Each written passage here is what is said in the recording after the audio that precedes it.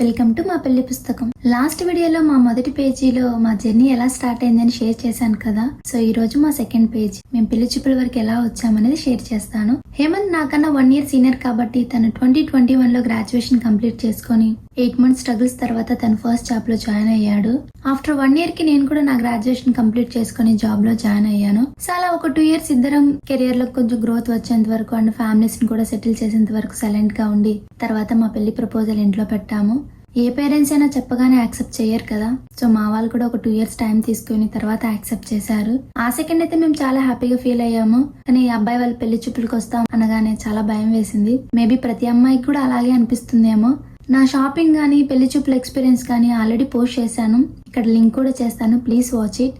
Next వీడియోలో మా 3 years dream అయిన most favourite pre wedding shoot గురించి షేర్ చేస్తాను. మేమైతే తైవాన్లోనే చేయించుకున్నాము. సో అవుట్పుట్ అయితే చాలా బాగా వచ్చింది, వీడియోస్ కానీ ఫొటోస్ కానీ. నెక్స్ట్ వీడియో నుంచి స్టార్ట్ చేస్తాను మా ఎక్స్పీరియన్స్ అంతా. ఇప్పటికైతే అంతే. Stay tune.